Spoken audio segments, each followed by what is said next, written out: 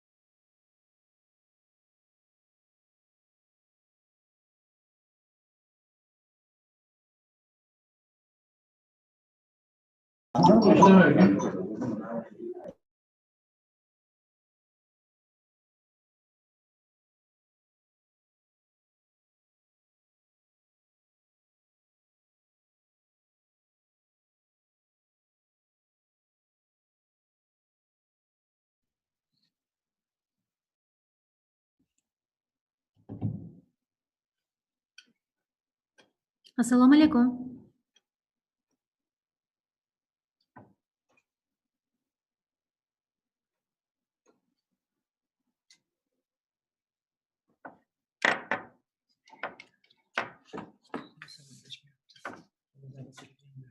Nima bilan kechirilgan?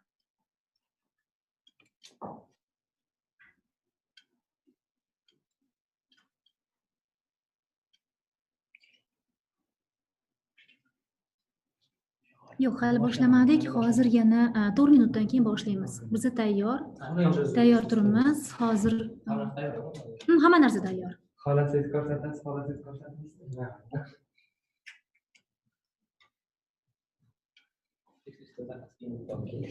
O, yaxshi. Ha. Yaxshi bolalar, молодцы. Muhammad aka boshqa ishingiz yo'qmi? Shunda o'tirib. Bizlar 4-5 minutgadir yig'ishib Assalomu alaykum, organizatorlar yaxshimisizlar? Assalomu alaykum. Yaxshimisiz? Alisher interpreterga panel berib olinglar, tarjimonlar panelini. Ha, Ulug'bek Xudoyorovga ham tarjimon panelini bersangiz, ikkita tarjimon tadbirda. Ovozini ko'tarib bering, ozgina. Assalomu alaykum. Yana. Yuzga qo'ying. Qani? Va alaykum assalom. Bo'ldi, yuz bo'ldi.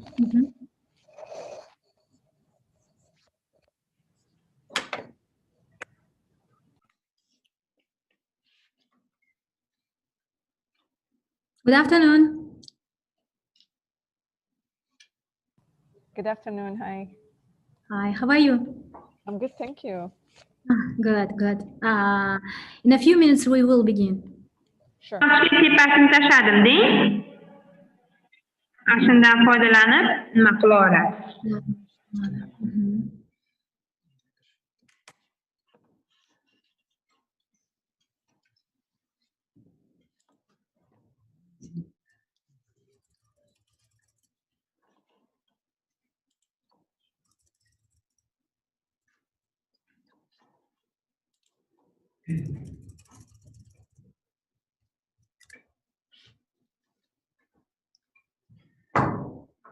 Ikki minutda boshlaymiz.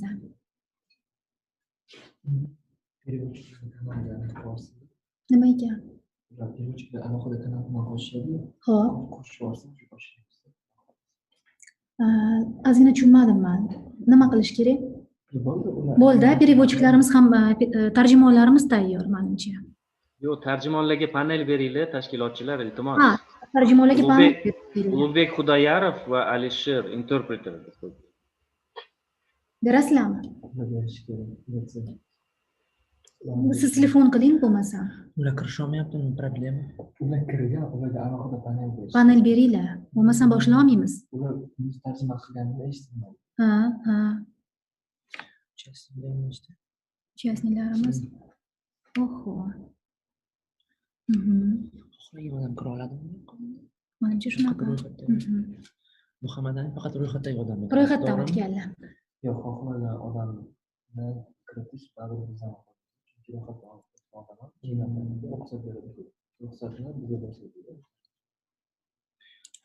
Bu tursinmi ko'rimi yo shart emasmi? Yo'q, shart emas.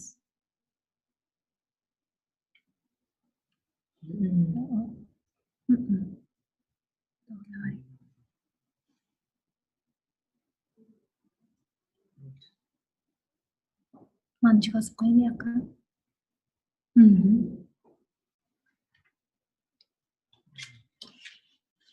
Yo'da ko'rib turamiz.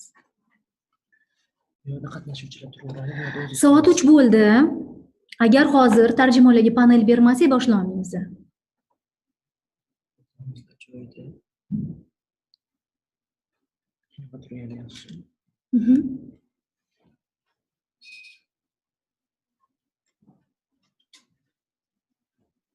Assalomu alaykum hurmatli anjuman ishtirokchilari, forum ishtirokchilari. Hozir bir necha daqiqalar ichida boshlaymiz. Hozir tarjimonlarga panel berishlari kerak, shuni poylab turibmiz.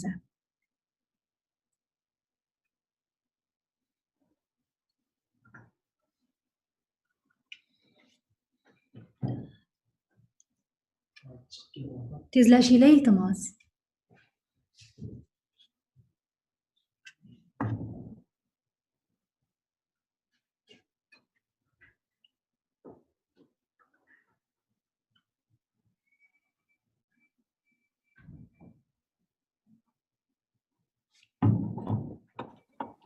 Gulnoza opa xormi, Humoyunmi? Assalomu alaykum. Yaxshimisiz? Assalomu alaykum, charchamadingizmi? Yo'q. Tak, tarjimonlar yoqqanmiz. Familiyasini aytib yuboring, bitta tekshirib olamiz. Kim edi tek bu yoqda. Ulug'bek Xudoyorov. Tarjimonlarning ismi Ulug'bek Xudoyorov va Alisher Interpreter deb qo'yibdi. Yo'q. Hozir bir daqiqa. Tekshirib beringlar. Yo'q, tekshiramiz. Gulnoza, will there be an Yes. English translation as well? We have interpreters Alisher. and you can just Click on it. yes, Ulug'bek. click on. Okay, sure. I'm speaking Uzbe. Hozir bo'laman.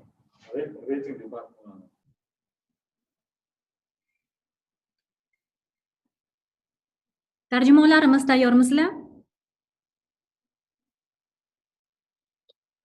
Boshlasak bo'ladimi? Boshlaymiz bo'lmasa. Assalomu alaykum hurmatli xonimlar va janoblar. Assalomu alaykum xalqaro anjuman, xalqaro forum ishtirokchilari. O'zbekistonda olib borilayotgan islohotlarni baholash bo'yicha ikkinchi xalqaro reyting forumida sizlarni barchangizni ko'rib turganimizdan juda ham mamnunmiz. Men Gulnoza Husanova, UzReport TV kanali bosh muharririman va bugungi shu forum doirasida o'tayotgan ijtimoiy sessiyaga moderatorlik qilaman. Ushbu sessiyada biz kambag'allik, uni aniqlash, uni qisqartirish yo'llari, inson kapitalini rivojlantirish, elektron hukumat, gender tenglikni ta'minlash, ta'lim sifatini oshirishda xalqaro standartlarni qo'llash mavzularida gaplashamiz. Sessiyada mahalliy va xalqaro ekspertlar, hukumat vakillari, xalqaro tashkilotlarning mutasaddilari ishtirok etishyapti. Juda ham qiziqarli ma'ruzalar bor bugun.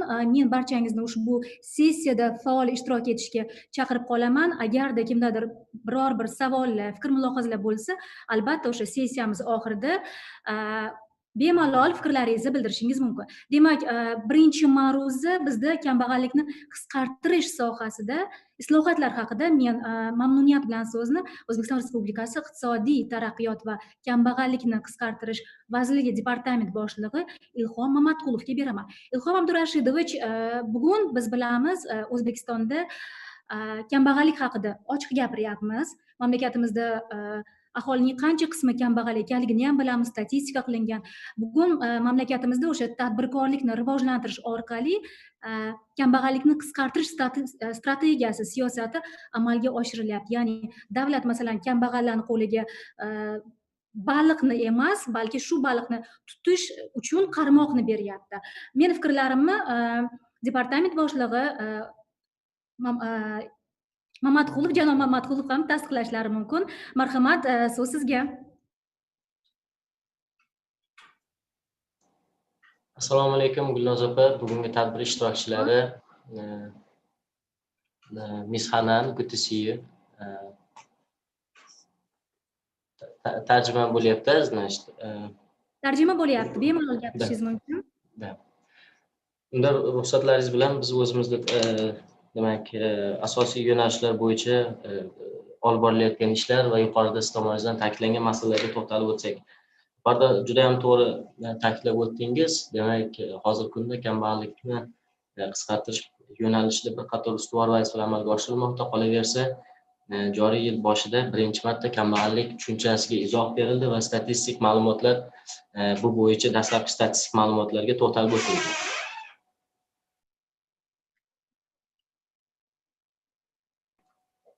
Qolaversa, mana davlatimiz rahbari tomonidan muhtaram yurtboshimiz bir qator xalqaro miqyosdagi yig'ilishlarda ham kambag'allik mavzusiga to'xtalib, bu borada demak oldimizda turgan ustuvor vazifalarga va zudlik bilan demak amalga oshirilishi lozim bo'lgan vazifalarga ham to'xtalib o'tmoqdalar. Shulardan kelib chiqib, ruxsatlaringiz bilan bugungi demak tadbirimizda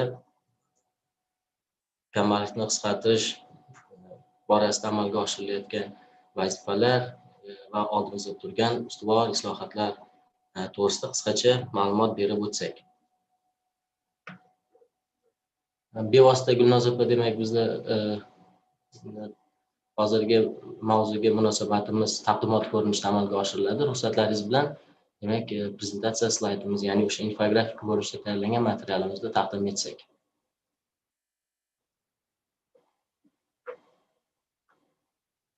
Material ingliz tilida demak tayyorlangan. Ruxsatlaringiz bilan demak materialni ingliz tilida demak bayon qilsak mumkin bo'ladi Gulnoza opa, yoki bo'lmasam davlat tilida prezentatsiya qilaylikmi? Agar qo'l ostingizda bo'lsa, marhamat, lekin anjuman ishtirokchilarining ko'pchiligi ingliz tilida bo'lganligi uchun bemalol shu prezentatsiyani qoldirishinglar mumkin. Tushunarli.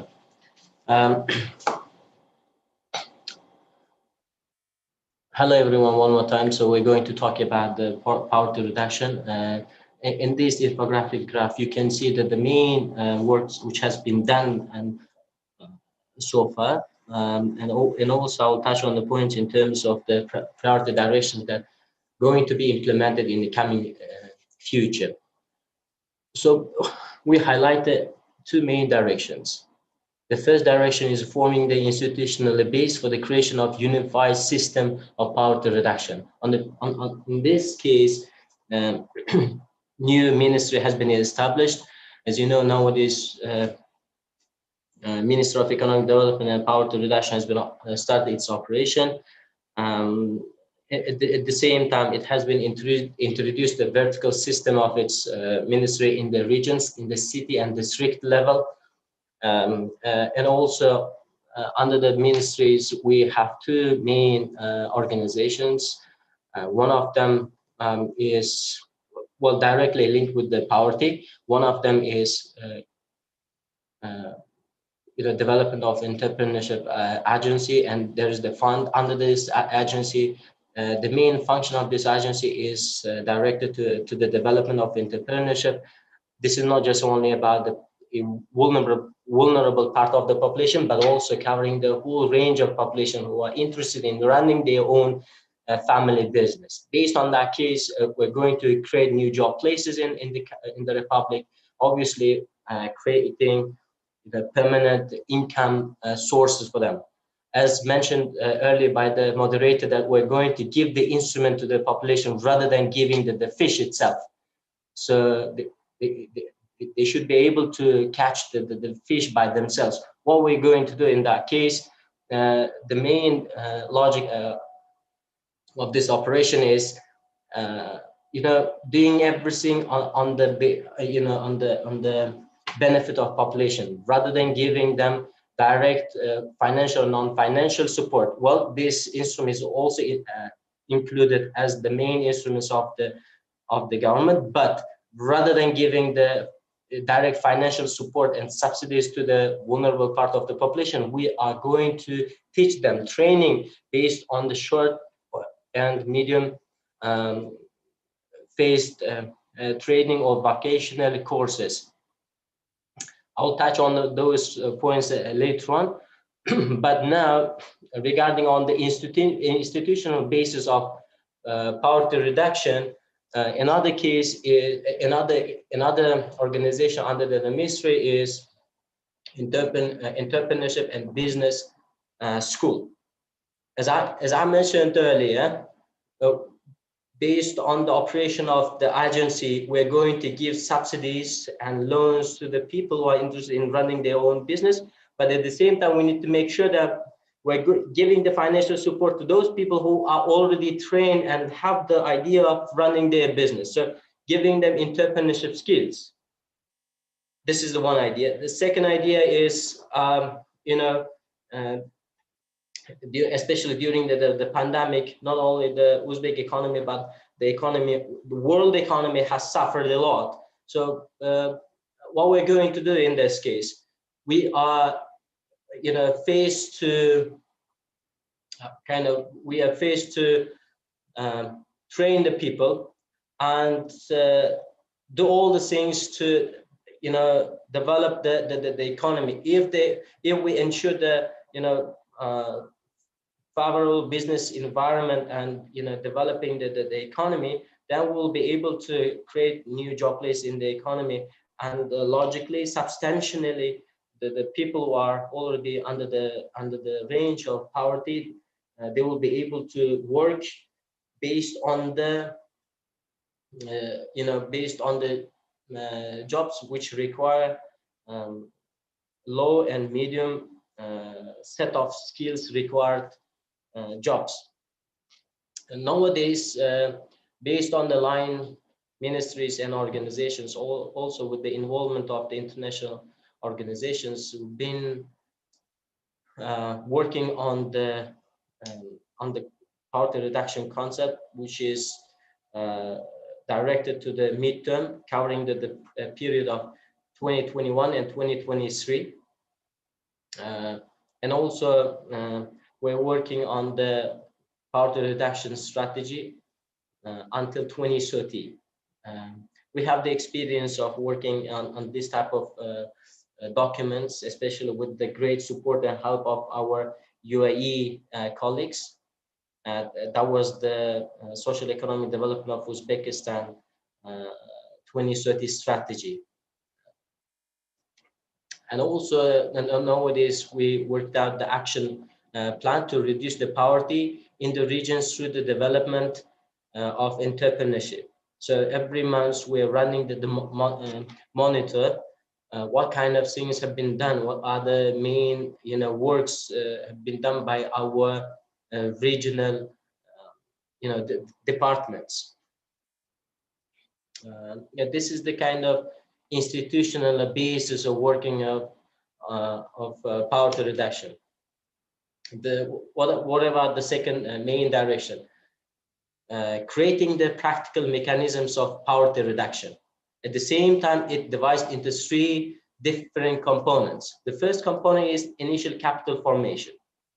All the works which have been done is directed for the purpose of creating capital, having income and sources for the people.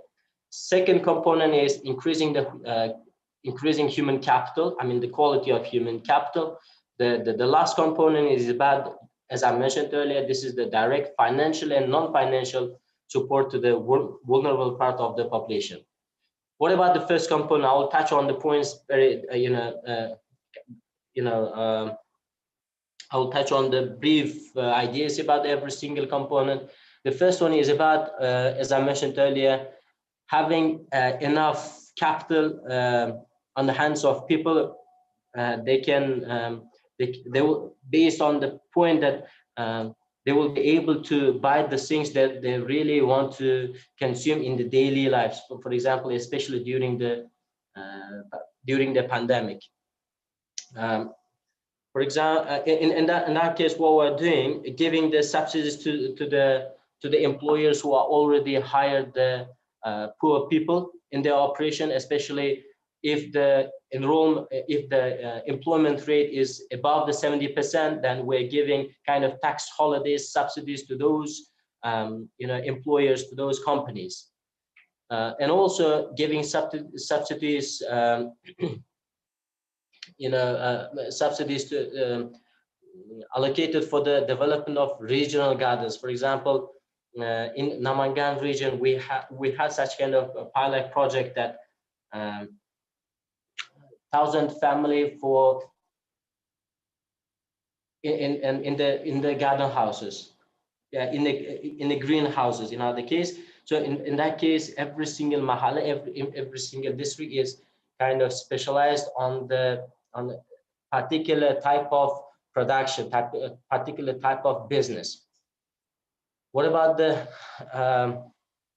second component, increasing the quality of human capital? As long as we are giving such kind of chance of creating permanent income sources for the people, with the purpose that either they are buying those products. I mean, they are spending this amount of money for their daily lives, or at the same time they may do some savings, and they may spend a certain amount of money for the different purposes. In that case, if we as a government, if we want people to spend their money efficiently, making sure that the income is kind of circulating, the capital is circulating in the economy, then we need to use this opportunity as supporting, as encouraging the aggregate demand in the economy. So in that point, increasing the quality of human capital is very crucial. So what we are doing in this direction, first of all, as I mentioned earlier, we are improving the skills of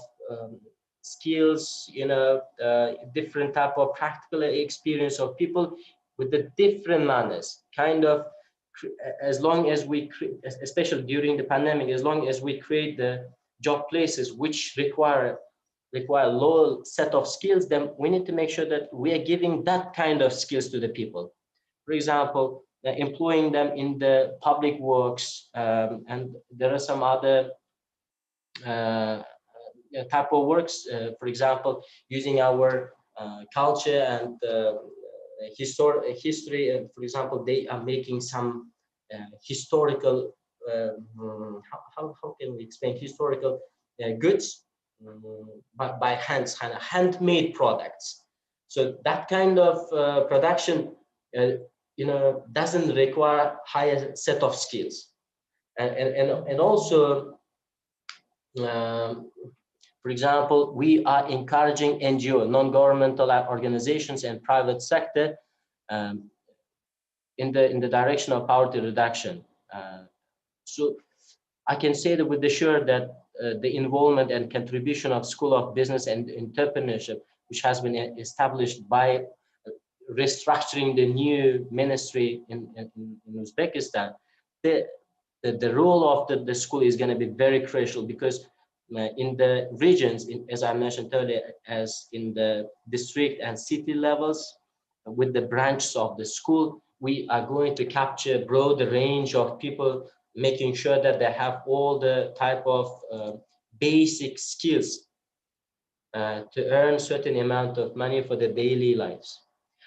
What about the last component, which is about the direct support, financial or non-financial? Nowadays, we have the list of families which are included in the bor uzr, iltimos reglamentga rioya qilishingizni sizdan so'raymiz. 2 daqiqa. So I'm going to take 2 more minutes. So at the same time, based on the different directions, we're providing the direct financial support to the vulnerable part of population. Recently, in September, for every single family who has the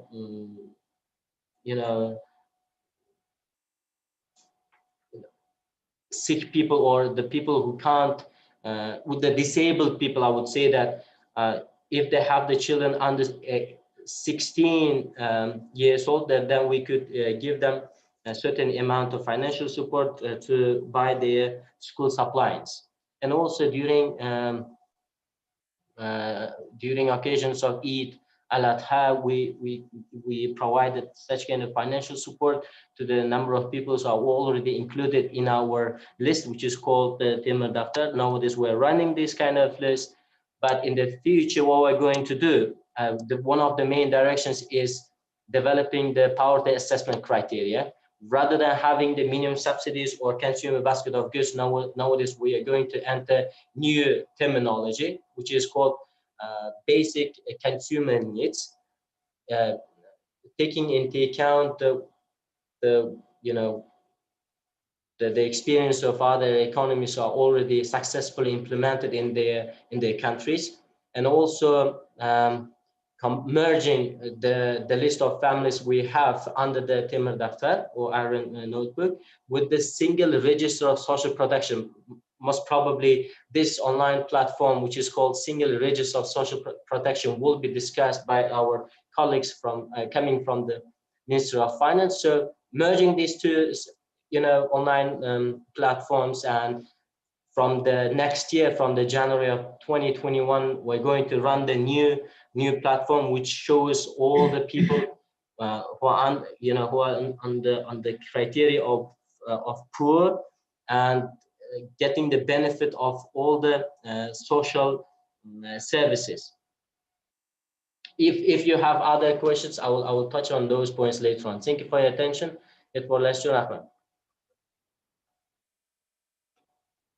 Uzum Abdurashidovich, sizga ma'ruza uchun katta rahmat. O'zbekistonda o'sha kambag'allikni qisqartirish bo'yicha amalga oshirilayotgan ishlarga batafsil to'xtalib o'tdingiz. Savollar hali bo'ladi. Biz sessiya oxirida ularga albatta joy qoldiramiz. Endi bugun umuman shunaqa statistika borki, dunyo aholisining 10% hozir qashshoqlikda yashayapti. O'sha ayniqsa pandemiya sharoitida ularning ahvoli yanada ham og'irlashdi. Xalqaro tashkilotlarning shunaqa prognozlari borki, yana 500 million kishi qashshoqlik darajasiga tushib qolishi mumkin aynan pandemiya sababli. Hozir so'zni Birlashgan Millatlar Tashkiloti taraqqiyot dasturi eksperti Sheila Marniega bermoqchiman. Sheila xonim, umuman kambag'allik o'zi qanday o'lchanadi? Bilishimizcha, buni mutloq va nisbiy kambag'allik tushunchalari bor. Kambag'allikni qisqartirish bo'yicha Birlashgan Millatlar Tashkiloti tomonidan bugun qanday dasturlar amalga oshirilyapti? Marhamat, so'z sizga.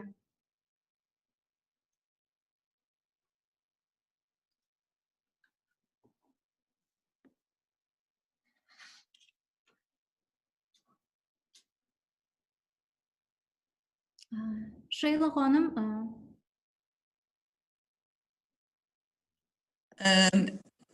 sorry, am I muted or you can hear me? It's okay, you can. It's okay, thank you. Good afternoon, and thank you very much for this opportunity to participate in this international forum. So the topic is poverty reduction in Uzbekistan.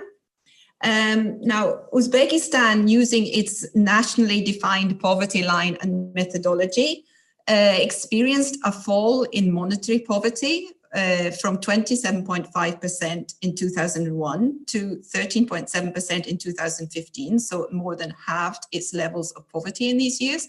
And there was further gradual reduction until 2019. However, as we all know, in 2020, as in other countries of the world, we can expect, I think, an increase this year due to the impact of COVID-19 on jobs and incomes. Now, these estimates of poverty are based on a national poverty line, which was adopted in 2003 as a measure of extreme poverty in the country. Extreme in that it is based on the cost of a minimum consumption basket of food products only. It doesn't take into account the need to pay for housing, heating, other non-food products. It was considered a measure of very extreme poverty.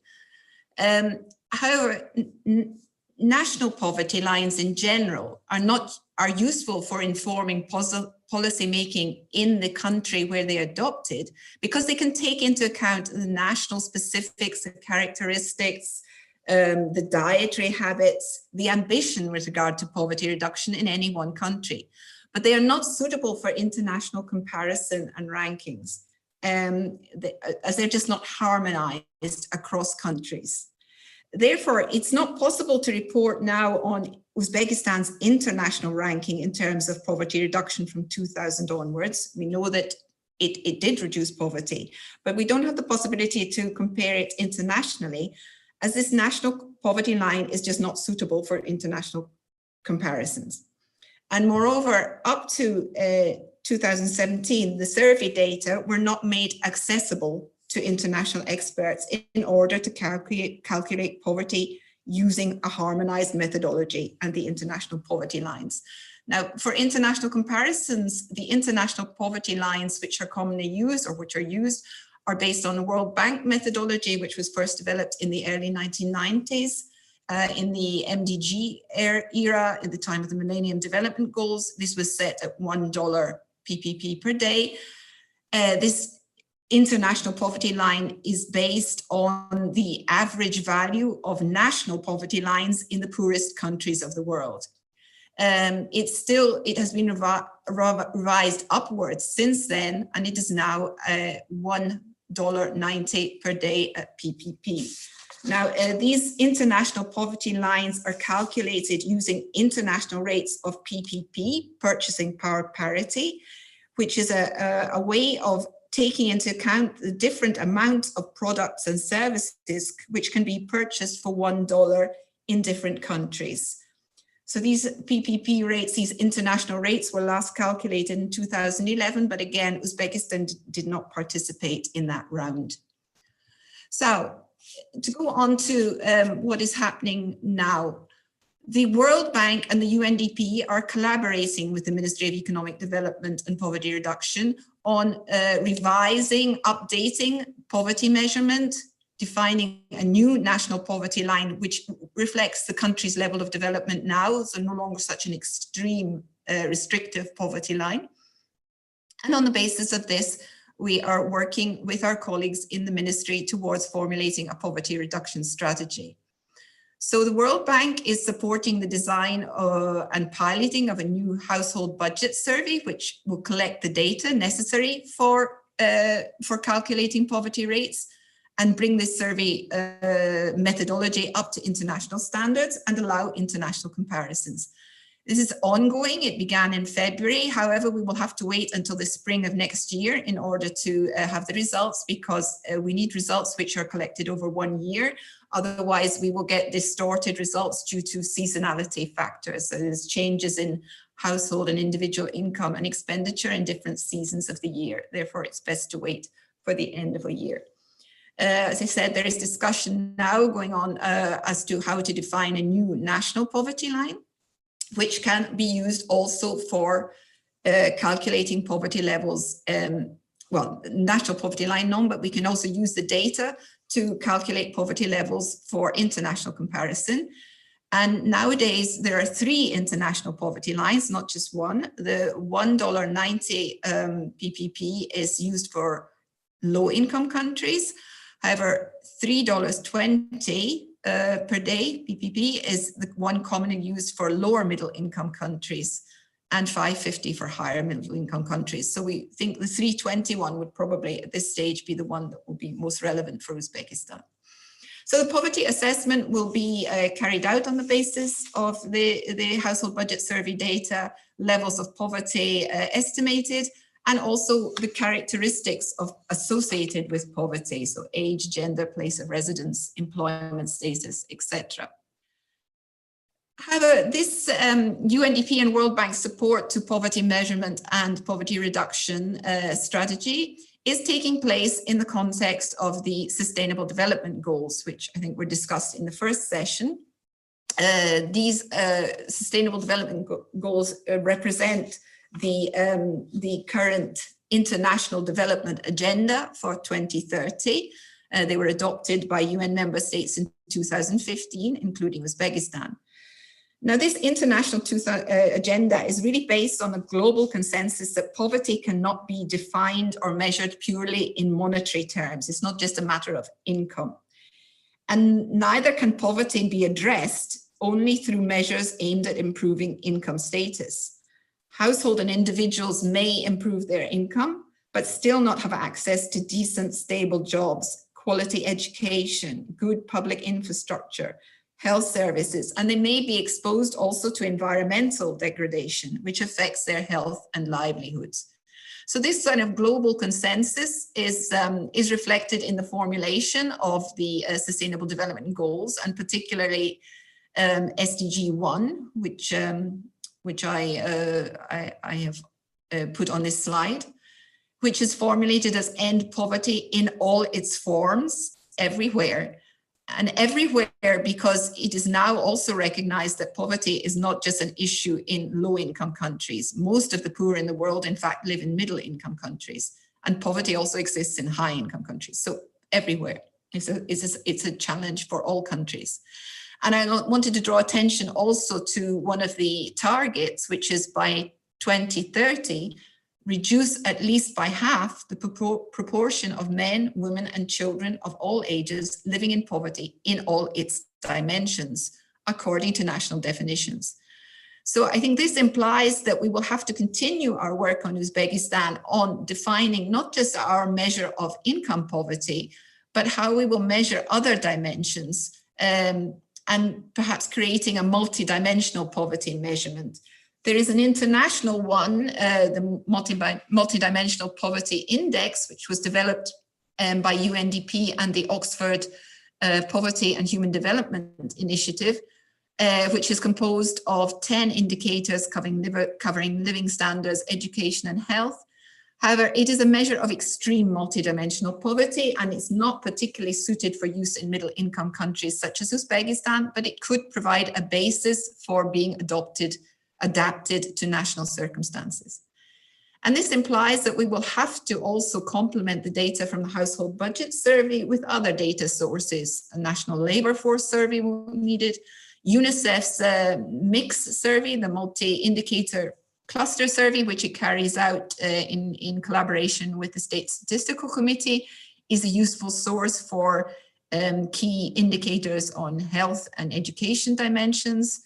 And these will all be important both to inform and monitor the poverty reduction strategy. So to conclude, the implications for the poverty reduction strategy, which we are currently formulating and drafting together also with colleagues from the World Bank and of course our colleagues in the Ministry of Economic Development and Poverty Reduction, is trying to identify strategic priorities to reflect this multidimensionality of poverty. So it will have sections on labor market and employment, how to guarantee not just employment, but productive employment, which guarantees decent wages, decent work conditions, and can help protect households from poverty. The entrepreneurship and not just family businesses, which is one aspect, but how the private sector can contribute to inclusive growth through the creation of productive jobs accessible to the poor and vulnerable. Social protection, there is still a need to improve the social protection in the country. Before the poor can actually catch the fish, they do need basic guarantees of minimum income in order to take the risks associated with entrepreneurship. And there's a lot of the poor population still excluded from support through the social protection system. Obviously, access to and quality of education services, health services, utilities, and public infrastructure and environment. Thank you. That is, I have reached the end. Gulnoza, I see you raising your hand. Thank you very much for your attention. And the UNDP looks forward to further fruitful collaboration with the Ministry, the World Bank, and the whole of the UN team in the coming months. Thank you very much. Xonim, ma'ruza uchun, bildirgan fikrlaringiz uchun, umuman hamkorlik uchun sizga tashakkur deymiz. Endi sessiyani davom ettiramiz. Umuman bugun Birlashgan Millatlar Tashkilotining elektron hukumatni rivojlantirish bo'yicha indeksi bor. U jahon mamlakatlarida shu axborot jamiyati qanchalik taraqqiyot etayotganini belgilab beruvchi asosiy ko'rsatkichlardan biri hisoblanadi. O'zbekiston Respublikasi axborot texnologiyalari va kommunikatsiyalarni rivojlantirish vazirining o'rinbosari Jamshid Gamberdiyevga ma'ruza uchun hozir so'z beramiz. Assalomu alaykum. С вашего позволения, моя презентация подготовлена на русском языке, и я буду презентировать на русском языке. Добрый день, уважаемые участники форума, дамы и господа. В первую очередь позвольте выразить благодарность за предоставленную возможность участия на данном мероприятии. В эпоху цифровых преобразований дальнейшее экономическое развитие и повышение конкурентоспособности любой страны во многом зависит от внедрения и развития современных цифровых технологий. Сегодня каждая страна предпринимает ряд мер в социальной, политической, экономической и технической сферах, чтобы занять достойное место среди стран мира в улучшении позиций в международных рейтингах и, в частности, Республики Узбекистан. В данный процесс, наряду с другими министерствами и ведомствами, задействовано также Министерство по развитию информационных технологий и коммуникаций. В июле текущего года со стороны ООН опубликован очередной обзор рейтинга развития электронного правительства в странах мира за 2020 год под названием «Цифровое правительство в десятилетие действия для устойчивого развития». Несмотря на то, что показатели Узбекистана в рейтинге демонстрируют стабильный рост, что страна заняла 87-е место из 193 стран, с охранением статуса страны с высоким уровнем развития электронного правительства, в частности по компонентам: электронные госуслуги – 46-е место, человеческий капитал – 90-е место, телеком-инфраструктура – 87-е место. Другим важным индикатором является индекс электронного участия, оценивающий результативность усилий по использованию информационных технологий для обеспечения диалога граждан и бизнеса с государственными органами. В 2020 году Узбекистан вошел в список стран с очень высоким уровнем развития индекса электронного участия, увеличив свой показатель до 0,8, поднявший в общем рейтинге на 13 позиций, заняв 46-е место. В 2018 году наше место было в 59-м. Кроме того, Узбекистану присвоен максимальный балл в частности открытых данных.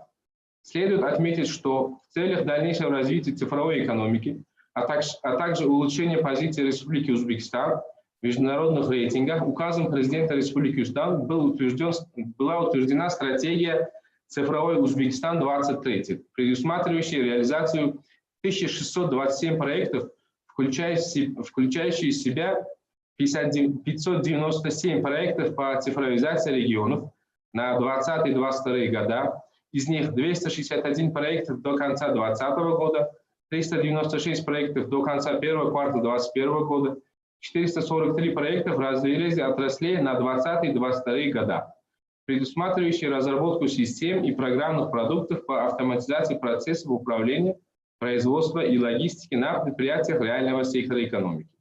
В рамках стратегии «Цифровой Узбекистан 2030» планируется разработка двухлетних программ, исходя из достигнутых результатов и целей показателей, а также основных направлений дальнейшего развития цифровых технологий на соответствующий период.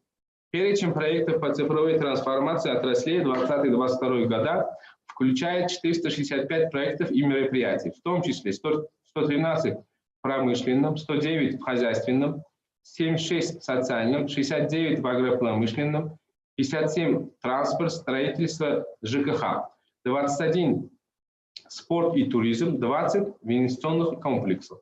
Государственными органами будут реализовано 281 проектов по дальнейшему развитию электронного правительства, внедрению информационных систем. На предприятиях реального сектора экономики будут реализованы 166 проектов по автоматизации процессов управления, производства и логистики. Реализация проектов по цифровой трансформации коммерческих банков позволит потребителям предоставлять широкий спектр услуг онлайн-банкинга, в частности, получение кредитов, открытие вкладов и расчетных счетов. В результате трансформации банковской сферы планируется довести долю юридических лиц, использующих онлайн-банкинга, до 90% к 2022 году. Пандемия показала эффективность оказания госуслуг в электронном виде, и только в этом году поступило 2 820 000 заявок, рост 9% по сравнению с предыдущим периодом. И количество пользователей единого портала превысило 348 000 человек. Через единый портал интерактивных государственных услуг оказывается 217 электронных госуслуг, из которых 44 внедрены в текущем году. В связи с этим указом утверждена программа мер по дальнейшему совершенствованию оказания электронных государственных услуг, в котором предусмотрено внедрение более 60 государственных услуг, 20 государственных органов, в частности, услуги из сферы миграции и гражданства, в сфере транспорта, социальные услуги. Перевод в электронную форму государственных услуг позволит уменьшению бумажной волокиты со стороны заявителей и госорганов на 50%, сокращение стоимости и сроков оказания услуг до 20%, а также минимизацию бюрократических формализма и коррупции. Вместе с этим программа мероприятий по развитию электронных госуслуг утверждены такие приоритетные задачи, как дальнейшее совершенствование ЕПИГУ, разработка мобильного приложения, предоставление возможности оценки удовлетворенности получателям данных услуг, организация контакт-центра по обработке заявок, а также расширение возможностей оказания услуг в отдаленных местностях. Сегодня единая биллинговая система подключена 400 видов государственных услуг, пошлин, сборов и иных платежей. С момента запуска, то есть с апреля 2017 года, через систему осуществлена более 30 миллионов транзакций на сумму более чем 4,5 триллиона сумм. В частности, в данном направлении будут проведены такие мероприятия, как подключение более 20 госорганов и организаций к единой биллинговой системе, а также создание и внедрение специального модуля по генерации инвойсов и учета платежей для госорганов, не имеющие информационной системы, а также стимулирование населения пользованием платежных сервисов. С 2019 года полностью автоматизирован процесс разработки и согласования нормативно-правовых актов через единую систему Project GoUz, в котором имеется возможность одновременного осуществления процессов ведомственного согласования и народного обсуждения. Стоит отметить, что по итогам 2020 года Узбекистан занимает 46-е место в мире по индексу электронных услуг и по индексу электронного участия, что классифицируется в рейтинге как очень высокий показатель. По обоим показателям Узбекистан занимает 3-е место среди стран СНГ, то есть после Казахстана и России. И даже опережает некоторые развитые страны, такие как Германия, Израиль, которые в общем рейтинге электронного правительства входят в топ-30. На сегодняшний день резидентами IT-парка являются 416 компаний. Разработчиком программных продуктов планируется создание до конца первого полугодия 2021 года в Республике Каракалпакстан, Самаркандской, Наманганской и Хорезмских областях, а также до конца первого полугодия 2022 года в Новоинском, Сурхандаринском, Кашкадаринском и Ташкентском областях. В завершении своего доклада хотелось бы отметить, что на сегодняшний день перед Узбекистаном поставлены очень большие и амбициозные цели по цифровизации во всех социальных и экономических сферах жизни населения, реализовать которые планируется в краткие сроки, по результатам которых уровень удобства предоставления и получения государственных услуг и сам уровень взаимодействия государства с населением выйдет на совершенно новый уровень качества, что также благоприятно отразится на мировых рейтингах Республики Узбекистан. Спасибо за внимание. Мы готовы отвечать на вопросы, если такие будут. Спасибо вам. Sizga ham rahmat. Albatta sizga ham hali savollar bo'ladigan umiddamiz. Umuman shunaqa gaplar borki, agar masalan boylik bo'lsa-da uni ishlatish va rejalashtirish uchun bilim, intellektual potensial bo'lmasa, taqdir o'zi bu boylikni yo'q qilib yuborishi mumkin deyishadi. Boylikdan foydalanish eng muhim yo'li bu o'sha bilimli insonlar avlodini yaratishdir. Bunda o'sha inson kapitali yordamga keladi. Endi hozir biz navbatni hozir aynan inson kapitali bo'yicha Birlashgan Arab Amirliklarini tajribasi haqida gapirib berish uchun so'z navbatini Hanan Ahli xonimga bermoqchimiz. Bu kishi Federal raqobatbardoshlik va statistika markazi direktori vazifasini bajaruvchi lavozimida faoliyat yuritadilar. Marhamat, Hanan xonim, so'z sizga.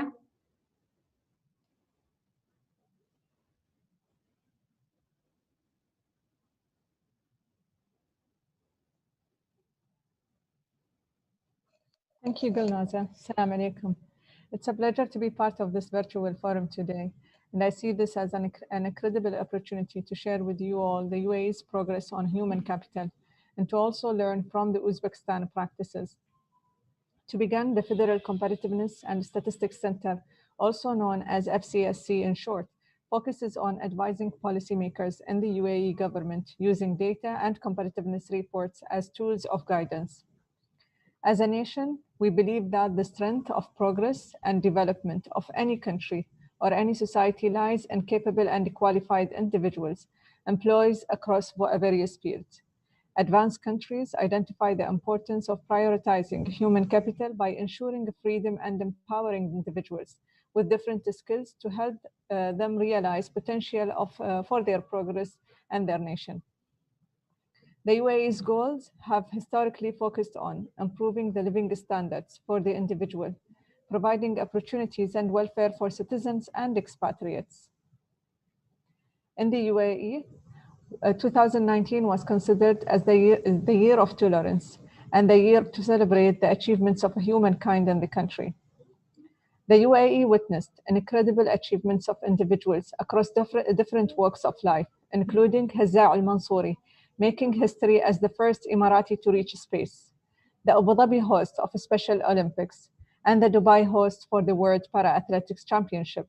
In addition, the UAE ranked 9th globally in the IMD World Competitiveness Yearbook, leading the MENA region on that index. Tapping into the full potential of a human capital is extremely important for us in the UAE and is categorized under the United in Knowledge pillar of the UAE Vision 2021. Diving deeper into this pillar, the UAE plans on harnessing the full potential of its national human capital by maximizing the participation of Emiratis, encouraging entrepreneurship, and nurturing homegrown public and private sector leaders while attracting and retaining the best talents. In order to fuel the UAE's knowledge economy, it is necessary to provide tools to help citizens and learn and advance their skills. One way of doing so is by working with universities to provide a balanced learning of theory and practical experiences to fit the demand in the workplace. Another step towards human capital development is by nurturing the promising Emiratis to become captains of industry and dynamic entrepreneurs, marshalling the country's resources to bring innovative products to the marketplace. Today, it is worth mentioning that the UAE has allocated the largest part of the budget to sectors directly concerned with human welfare and qualifications. 42.3% of the UAE federal budget was allocated for social development. Shedding light on our health strategy, the UAE National Agenda emphasizes on the importance of preventive medicine and seeks to reduce lifestyle-related diseases. The agenda aims to reduce the prevalence of smoking and increasing the healthcare system readiness to deal with epidemics and health risks. Ministry of Health and Prevention of the UAE has implemented the Innovation Strategy 2019-2021 in healthcare system. Some of the current projects include student growth records to support the national programs to combat obesity in children and adolescents, Warid System Electronic Patients Profile for automation of clinical documents, UAE Radar Smart application to allow patients to report the drug side effects, and finally Sanad and Rahma, a mobile game to raise awareness on the nursing profession. In addition, the UAE has introduced regulatory measures to strengthen the health, such as 50% regulatory taxes on sugar-sweetened beverages and 100% taxes on electronic smoking devices and equipments. In order to promote a healthier lifestyle and gamify the physical exercises, the Dubai Fitness Challenge Initiative was launched by His Highness Sheikh Hamdan bin Mohammed bin Rashid Al Maktoum, Crown Prince of Dubai and Chairman of the Executive Council of Dubai Government in 2017. In terms of the UAE education strategy, we believe that education is fundamental for any country's competitiveness as it contributes to numerous positive social outcomes, including poverty reduction, improved health, and a boost in overall economic productivity. The UAE government is proactively addressing these global transformations through the Vision 2021 and our future vision, UAE Centennial 2071 strategies. The UAE not only strengthened its own human capital by creating edtech solutions, but also to raise literacy levels for Arabic speakers in any country. It is the foundation of personal development, as it provides children, youth, and adults with the knowledge, skills, values, and attitudes necessary to reach their full potential. To affirm the importance of improving accessibility and affordability of the quality early education, the UAE has launched a variety of educational initiatives, including madrasa and digital schools. To start, the Madrasa e-learning platform, launched in 2018, was designed to provide comprehensive high-tech educational content in line with the modern education system to support the education of millions of Arab students and speakers across the world. The platform offers 5,000 free of charge Arabized educational videos in science, math, biology, chemistry, and physics that caters to students from kindergarten to grade 12. The initiative falls under the umbrella of the Mohammed bin Rashid Al Maktoum Global Initiatives, a UAE-based foundation that combines a wide range of humanitarian, social, development, and empowerment entities and programs. The UAE has undertaken actions, like any other country in the world, to mitigate the impact of COVID pandemic in education. Emphasis has been placed on continuity of education in times of a crisis through the implementation of measures to ensure safe in-person learning, effective quality distance, and a blended teaching and learning as appropriate. Inclusive, equitable, and quality education for all, especially for girls, remains the key to unlocking a brighter future and fighting inequalities. The recently launched education initiative, Digital School, by His Highness Sheikh Mohammed bin Rashid, provides accredited online education to students wherever they are. This digital school aims to attain global accreditation and recognition. The government initial trial phase started with 20,000 students with the aim to reach 1 million students by 2026. There are millions of children across the world with no access to education due to war and conflict. We need to address this knowledge gap and to give our future generation a healthy environment to grow up in and to contribute to their societies.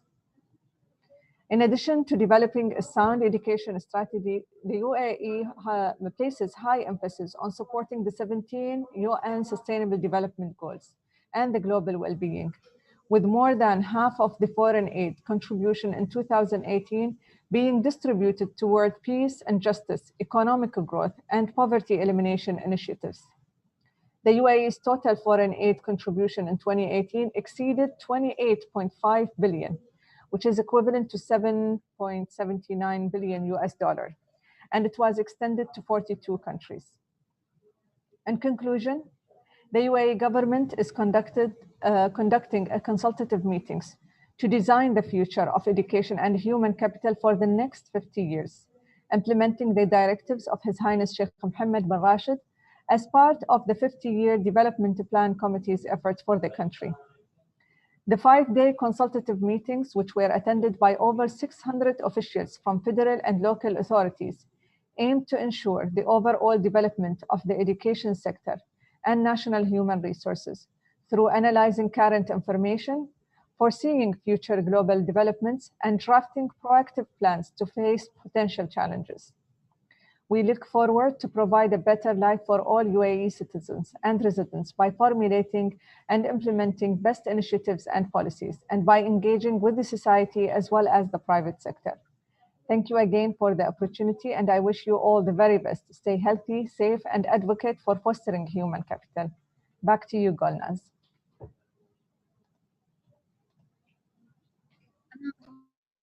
Hanan xonim, sizga ham rahmat. Ayniqsa meni o'sha raqamli maktablar juda ham qiziqtirib qoldi. Ta'lim haqida gapirdingiz, o'sha ta'limni rivojlantirmasdan turib biz o'sha inson kapitalini rivojlantira olmaymiz. Umuman xalqaro darajada ta'lim oluvchilarning natijalarini baholaydigan maxsus PISA dasturi bor. Ushbu dastur 1997-yildan beri matematika, axborot texnologiyalari va o'qish bo'yicha o'sha maktab o'quvchilarini bilim olish natijalarini baholab, taqqoslab boradi. Bu haqida bizga hozir to'liq ma'lumotlarni o'sha PISA dasturi loyiha menejeri Safiba Essat xonim berishlari mumkin. Marhamat, so'z sizga.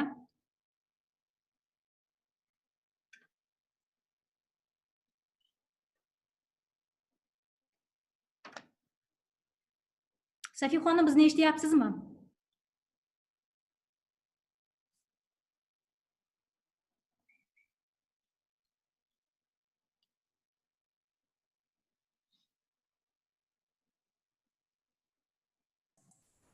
Sorry. Good morning, good afternoon, everyone. Here it's still the morning in Paris, but good afternoon, everyone. Can you hear me and can you see the presentation for the moment? Can you see the presentation? Yes? Okay, thank you. So thank you very much for inviting me for this presentation. I'm going to give you an overview of the PISA program. So what is PISA? PISA is the OECD program for international student assessment. It's a program of the OECD, the Organization for Economic Cooperation and Development, which is an international organization based in Paris. So basically, it's a test to find out whether students who are almost finished with compulsory education can apply what they have learned in school to real-life situation. So as indicated in the blue part, we have 3 core subjects, which are reading, mathematics, and science. In addition, we have an innovative domain. And in the current cycle, it's creative thinking. In the previous cycle, it was global competence. And in the previous one, it was collaborative problem solving. And the countries have the possibility to take an optional assessment, which is financial literacy. So students will have a 2-hour test with question to answer, like, for example, in reading, to see if they make sense of the information that they read. Compare the information provided in an advertisement to the information that could be related to the same topic, but provided in a scientific magazine. And for example, in mathematics, it could be to interpret a graph that they will find on a website, or to understand what is the most risky solution by using the notion of probability. So they will have a mixture of different types of answers to provide.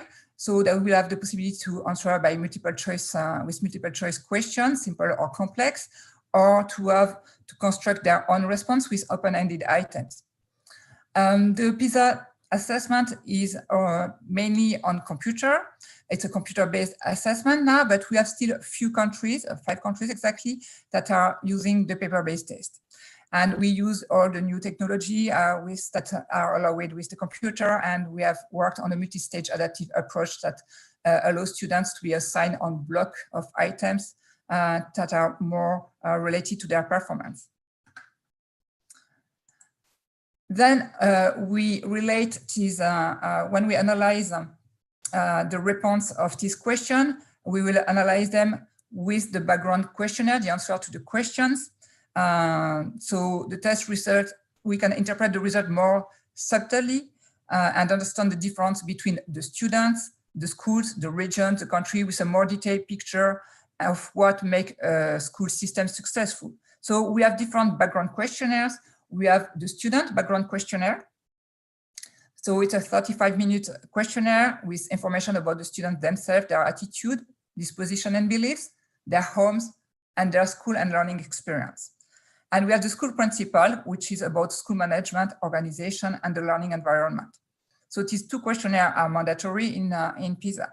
Then we have some optional questionnaire about for the students about their familiarity with computer or about their well-being. We have also a teacher questionnaire, who are the teacher and the teaching practices, and a parent questionnaire that collects data about their perception and involvement in their child's school and learning. So we have one part that is a cognitive assessment and one part that is a questionnaire. So in order to collect internationally comparable data, the focus is on maintaining the highest possible level of equivalence across countries and across languages. So adaptations are possible, but they have to maintain the same register, matching pattern, and distractor among the different versions in the countries. So each item in the cognitive test should therefore examine the same skills, as the same level of difficulty, invoke the same cognitive processes as the original version, while being culturally appropriate within the target country. For the questionnaire, we still can adapt the questionnaire for the students and for the school principal. So they provide a context for interpreting the PISA result, both within and between the education system. So their aim is to provide reliable and valid measurement of additional educational construct, which can inform policy and research in their own right. So the question will have to be adapted to the local context. For example, we use in our questionnaire the ISCADE classification, which is the international standard classification for education levels. So when we talk about ISCADE 2, which is the lower secondary, you will have to provide the name of your lower secondary in Uzbekistan, for example. And so we have to be, the question have to be unambiguous and very clear. So even if we don't respect the length of the question or the difficulty, if we give more details, it's not a problem about the questionnaire. So what does the test measure? So as I said previously, it measures 3 main domains: reading, science, and mathematics. But in fact, we're not measuring the reading, mathematics, and science as they are defined in the curriculum and program of the countries, but in the objective of having a literacy view. So it's reading literacy, it's scientific literacy, it's mathematical literacy, in fact. So I will leave you to read the definition by yourself later if you're interested. But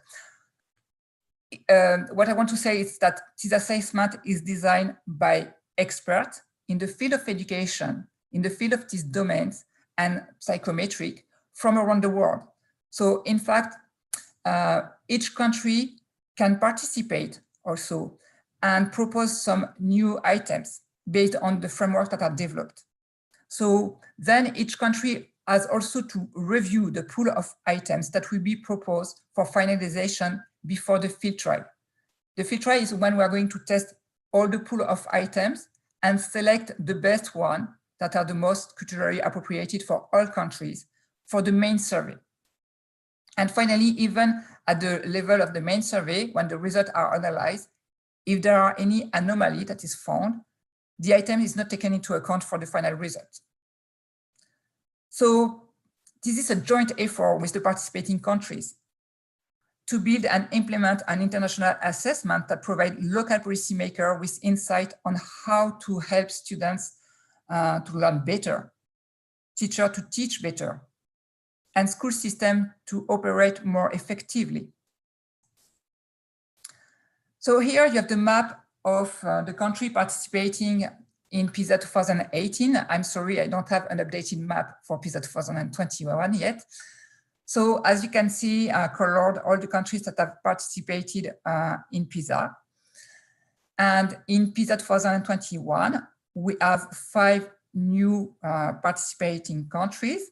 And we are very pleased to welcome Uzbekistan as one of these new participating countries, in addition with El Salvador, Mongolia, one part of India, Chandigarh, Jamaica. So, and we have also 3 other new countries in PISA, but that have already participated in the PISA for Development assessment, which are Cambodia, Guatemala, and Paraguay. So countries volunteer to participate in PISA. So if a country is not equipped to take part in such a large-scale assessment, region of that country may participate on their own. But PISA aims for entire countries to sign up. So this is why we developed 2 new partnership options based on our experience with PISA for Development and with the new countries for facilitating the participation of the new countries. So the first option proposed a technical support for the participating entities during the preparation and implementation phases of PISA 2021.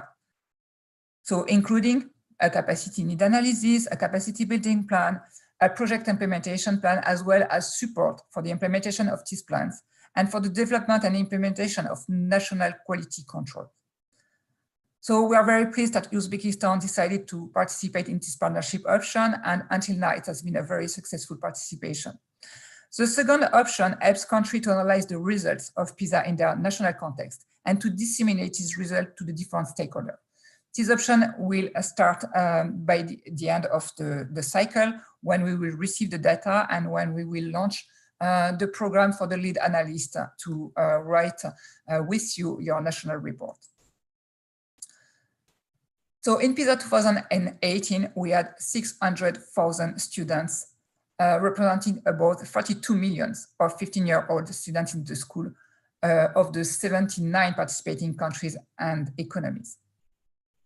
So students who participate in PISA are randomly chosen from among all the 15-year-old students that are enrolled in grade 7 or higher in the sampled schools. They take the test in the same language that they use in their normal classes.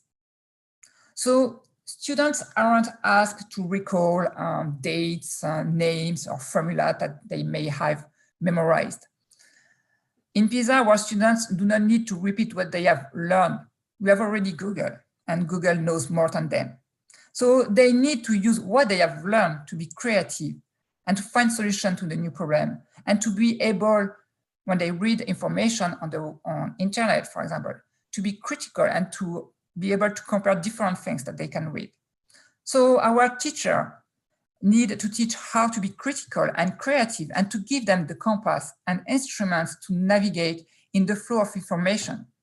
So students are asked to interpret text, to evaluate their credibility, to compare different sources, to solve mathematics problems, or to explain phenomena scientifically, using their knowledge and reasoning skills. Students aren't given individual reports at the end on how they did on the PISA test, but their score counts towards a national mean score. So what is unique about PISA? It's policy orientation, because we link data on performance with key factors that shape learning in and outside of school. And we try to identify the characteristics of students, school, and education systems that perform well.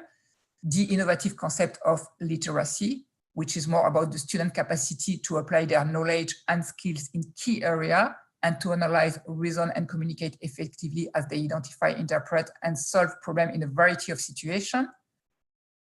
The relevance to the lifelong learning, and the regularity also of our assessment that enable countries to monitor their progress in meeting key learning objectives.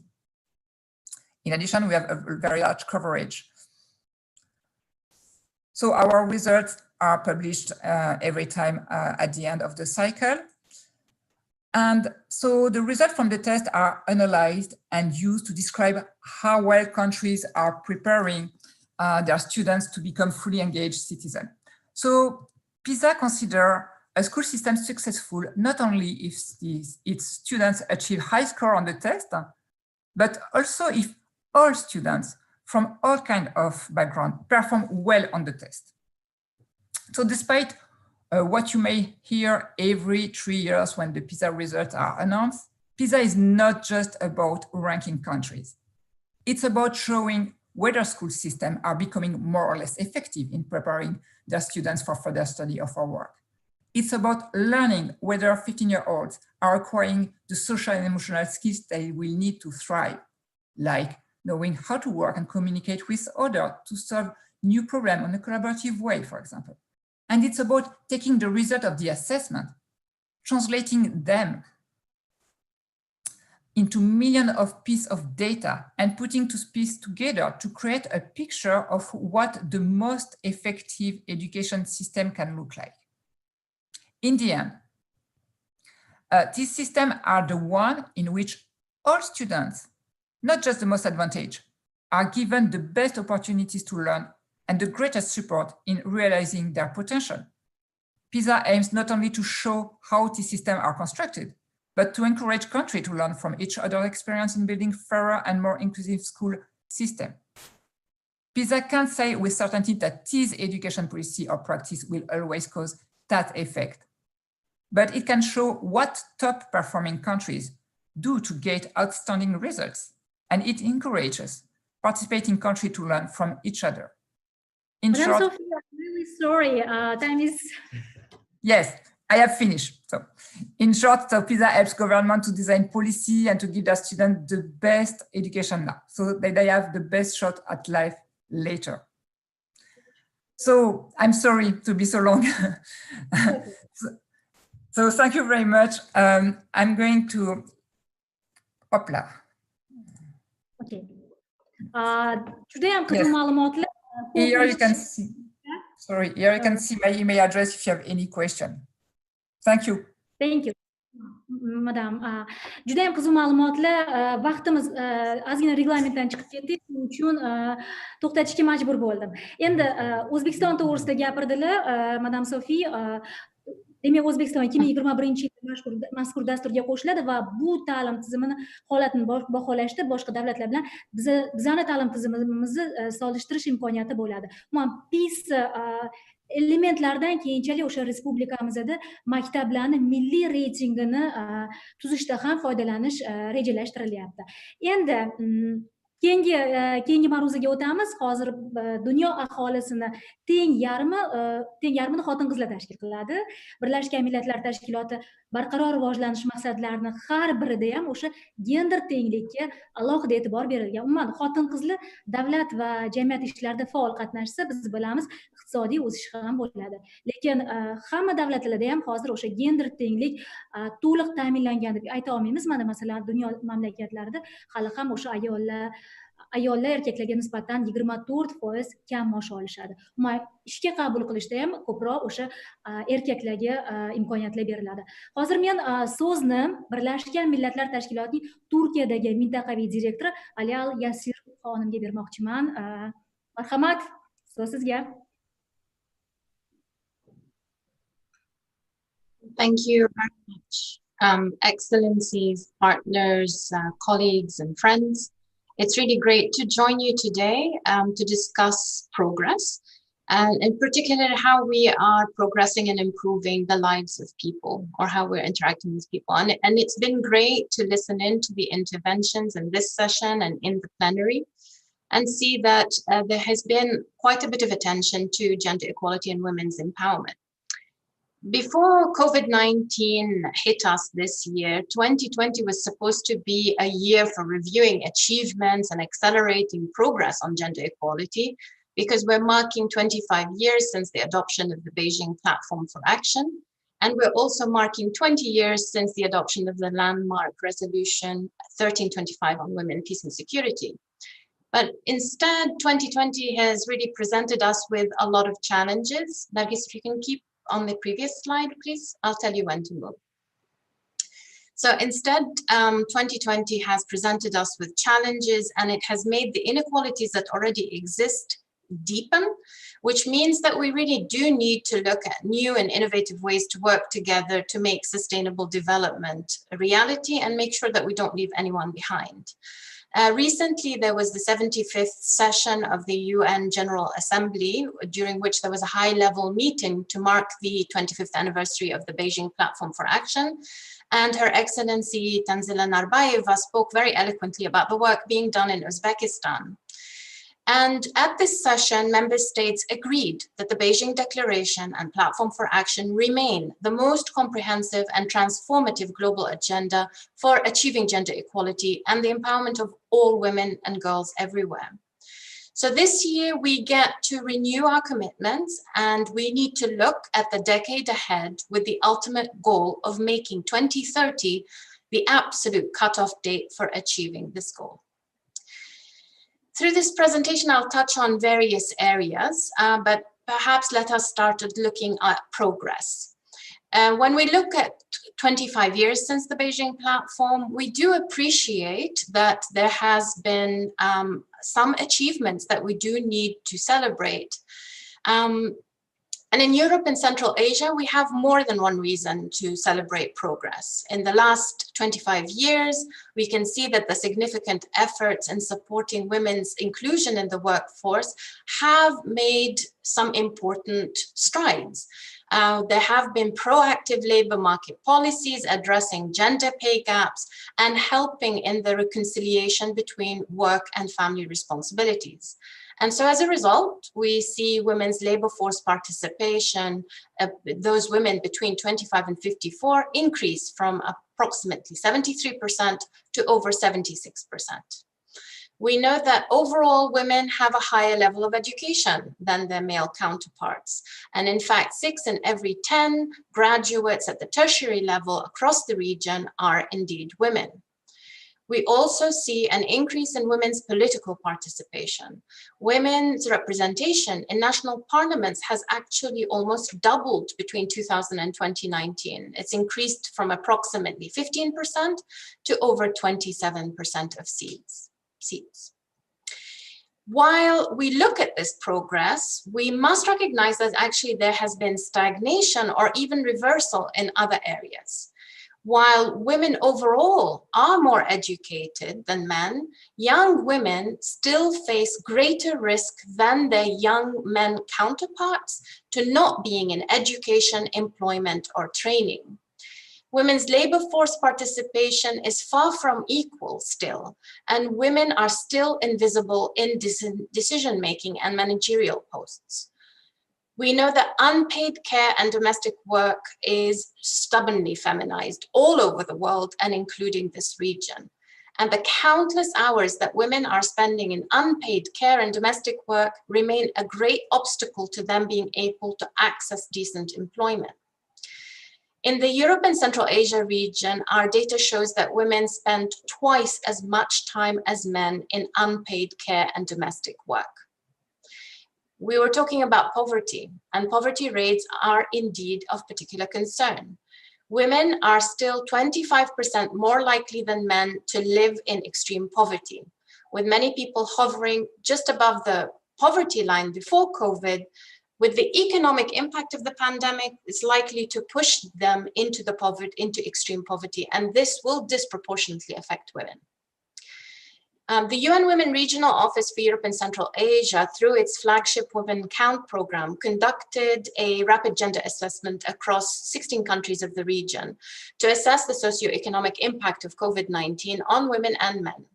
And what this assessment has done is basically bring to light that women from all walks of life and age groups have been indeed disproportionately affected by loss of paid working hours, loss of employment, and loss of income through enterprises. At the same time as women's economic security is being eroded, their share of unpaid care and domestic work has indeed increased, even though we have seen more men become involved in housework and childcare. But because of COVID-19, we see that women are still shouldering a disproportionate amount of the work. At the end of September, UN Women and UNDP launched a COVID-19 Global Gender Response Tracker, which tracks government's responses to COVID-19. And so far, it includes over 2,500 measures across many countries of the world. The tracker analyzes government measures through a gender lens and focuses on three key areas. One is tackling violence against women and girls. The other is in terms of support to unpaid care work. And the third is in strengthening women's economic security. What we see across the Europe and Central Asia region is that 17 countries and territories have adopted a total of 82 gender-sensitive measures. And these represent a very impressive third of the total socioeconomic measures adopted in response to COVID-19.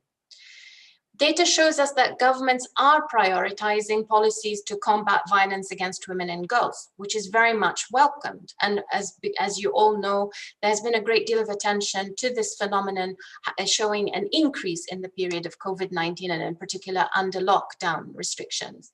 But at the same time, what we're not seeing is appropriate or enough measures that tackle women's economic security or unpaid care. So while the gender policy tracker puts a spotlight on the measures that governments are taking, it doesn't actually show us any data in terms of how much money is put against implementation of these measures or information on the impact of changes in expenditure. And looking at public spending through a gender lens is absolutely critical to making sure that no woman or girl is left behind. We know it is the right thing to do, and it's also the smart thing to do. It's estimated that taking action now to advance gender equality could add a staggering $13 trillion to the global GDP in 2030. Overcoming the pandemic can and must lead to building back a better world, a world that is more equal, more inclusive, more secure, more just and more sustainable. But to do this, our systems need to be reimagined. And this is exactly what UN Women intends to do in the coming years together with our partners. The debate surrounding response to COVID-19 is at the center of budget discussions because all governments are discussing at the moment the economic and social impact of the pandemic.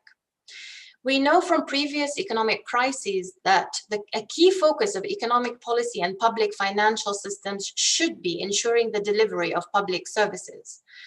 We know that in addition to critical areas related to social safety nets, education, and health, this must include investment in care infrastructure and services. We need support for new fiscal policies to assist the sections of the population that are experiencing particular financial hardship. And we know in many cases, these are women.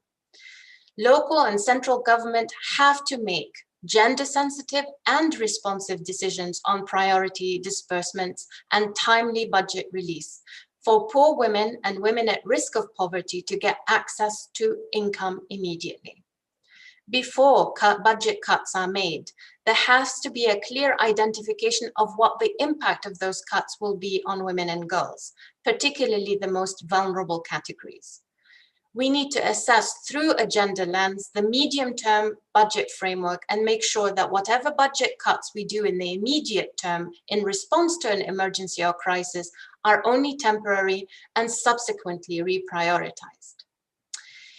Financing for gender equality and gender responsive budgets are critical tools, and it's not going to be possible for me to go into all of it.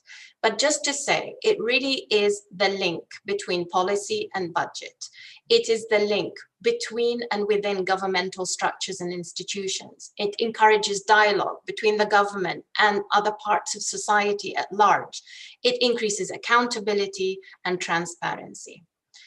In a nutshell, we must follow the money. And if done right, gender responsive budgeting transforms lives. If we can move to the next slide very quickly, please, just to say that I'm not going to go into all the details, but it really can have a transformational impact. We have examples where we've worked with municipalities in Turkey and ensured that through a gender responsive planning and budgeting lens, we've been able to ensure critical cancer screening services for rural women.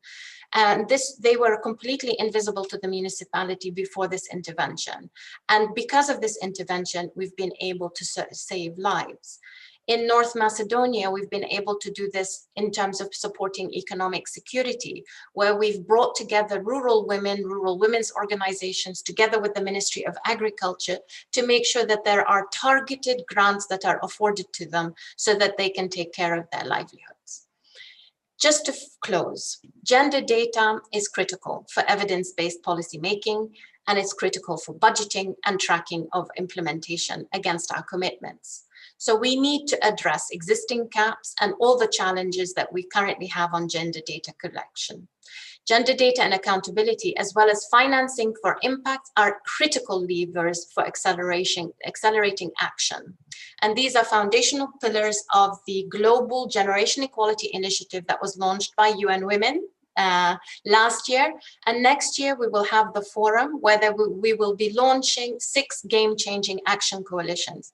And I just want to end here by calling on everyone, all member states, and especially Uzbekistan, all international, regional, national institutions, private sector, civil society, and young people to join this initiative. We really commend Uzbekistan on all the efforts and actions that have been taken to date. And we look forward to doing more together in the next decade. Let's make this a decade of action that works for all women and girls. And thank you so much for this opportunity again.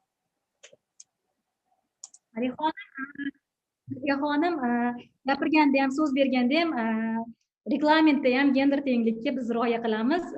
Hozir siz o'sha ayollar yuqori lavozimlarda kamroq ishlashadi dedingiz, lekin men hech qanday mubolag'asiz ayta olaman, O'zbekiston bu borada yaxshi natijalarga erishgan. Masalan, ko'pchilik yaxshi biladi, O'zbekiston Senati spikeri ayol kishi Tanzila Narbayeva va Senatda masalan 25% Qonunchilik palatasida 32% ayollardan iborat.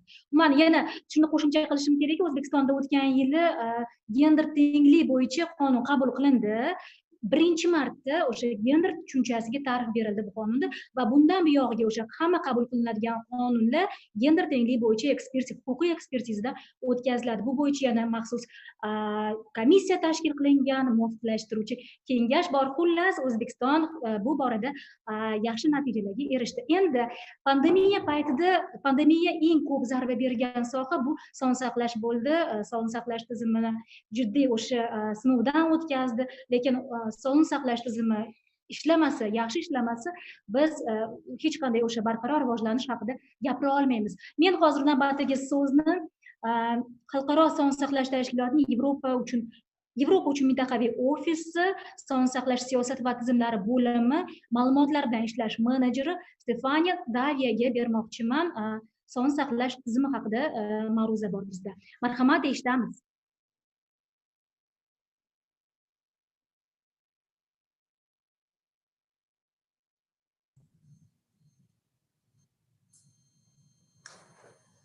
Thanks. Let me just get my presentation up here. I was sent a Russian version of the presentation that I hope I can use. Hold on.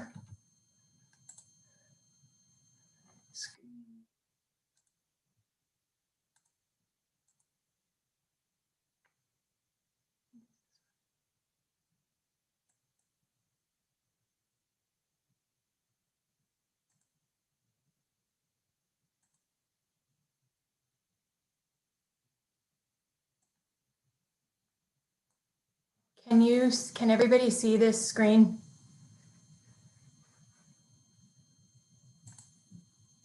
Yes. Okay. Okay, there we go.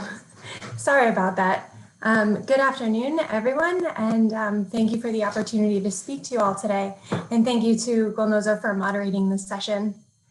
My name is Stefania, and I'm the Technical Officer for Data Monitoring, Analysis, and Forecasting at the WHO Regional Office for Europe in Copenhagen. So this presentation focuses on data and health reforms and how those can contribute towards the triple billion targets and thereby also other relevant indicator frameworks within the European region and that are applicable to Uzbekistan. So I'll go through this very quickly, but I'll cover 6 main topics during the presentation using the triple billion targets and European program of work to evaluate progress, the data availability for relevant frameworks in Uzbekistan, progress towards the SDGs and where Uzbekistan falls relative to other countries in the SDG index, progress towards selected indicators in Uzbekistan, improving data in national statistics, something that I'm very passionate about. And then I offer some thoughts for the future that I hope can spark discussion. And I think it's very applicable that this presentation is right after Aliyah's because I sort of echo a lot of her sentiments around data improvement and sort of highlighting some of the most vulnerable populations to make improvements on a countrywide scale. So for those of you who are not familiar, this is the WHO's new framework, the GPW13. And basically it's comprised of a few different parts. The first is 46 outcome indicators. Hold on. The triple billion targets are a shared initiative by member states. So COVID-19 has highlighted how necessary these different components are towards the whole health system, particularly with respects to universal health coverage and health emergencies. So you can't really have a good universal health coverage if your system is constantly experiencing emergencies and threats. But at the same time, you need order in the health system in order to be successful during emergencies. So the triple billion index is comprised of 3 main parts, like I said. At the bottom are the 46 outcome indicators. So 39 of these are Sustainable Development Goal indicators, and together with 7 non-SDG indicators that address different priorities. The second are the 3 triple billion targets, which I have mentioned before, and each of these targets is measured using composite indices. So for this purpose, WHO developed a whole methodology in order to package together relevant health-related SDGs and other indicators. A dashboard has already been developed for this. It's available at the WHO headquarters site. So if any of you are interested, we can address facilitating access to that dashboard for those of you who'd like to see Uzbekistan's progress towards meeting the triple billion targets. And the last thing at the top of the pyramid is healthy life expectancy, which just quantifies the expected years of life and good health at a particular age. And this is sort of the summary measure of the overall health of populations. So now I can go to the next slide, and that refers to, sorry, I have 3 screens in front of me, so it's a bit hard to figure out which is controlling which. Okay. There we go. So this is the European program of work and something that we're doing in the WHO European region over the next 5 years. So the European program of work 2020-2025, United Action for Better Health in Europe, it takes the most relevant parts of the former measurement framework, the GPW, but it tailors it to really fit the European context and adds some flagship initiatives that are particularly important for our region. So the EBW has these same 3 core priorities: universal health coverage, health emergencies, and health and well-being, same as the GPW, but also includes these 4 flagship initiatives: mental health coalition, empowerment through digital health, European immunization agenda, and incorporating behavioral and cultural insights. So right now we're in the early stages of developing the monitoring framework, which will help us track progress through this. But just a few key things we're keeping in mind as we develop this.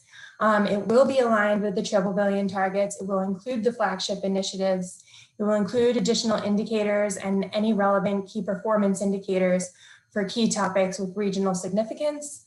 We're going to do our best to avoid overburdening member states with additional data collections.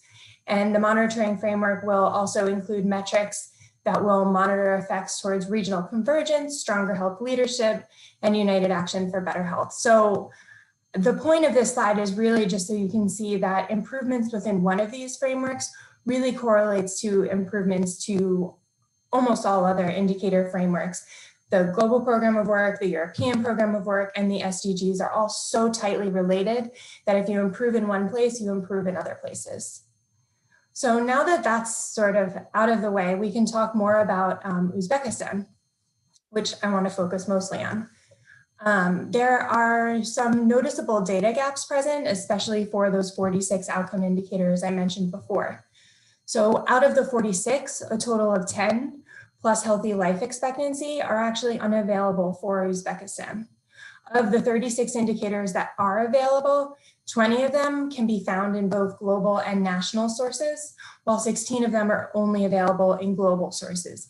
And global sources meaning things like the World Bank or WHO sources, or sources that don't necessarily come from the country level.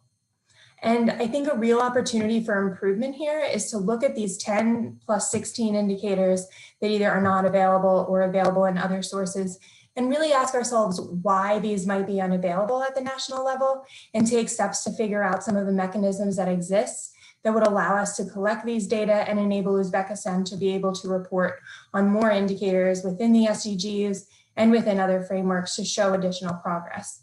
Recently, a technical report was conducted by the country office, the WHO country office in Uzbekistan, and that examined and reviewed some of the existing health indicators for Uzbekistan for inclusion in an online dashboard they've been working with the Ministry of Health to implement. And they discovered that while some of these indicators can be easily calculated using the data that already exists, or by adding a few data points to the existing health information system, most of the indicators required additional research or sentinel surveillance to really adequately capture the data.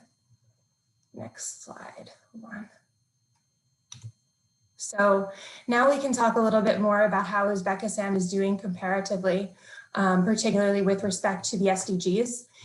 This comes from the SDG index dashboard, which is publicly available, so anybody can look at it.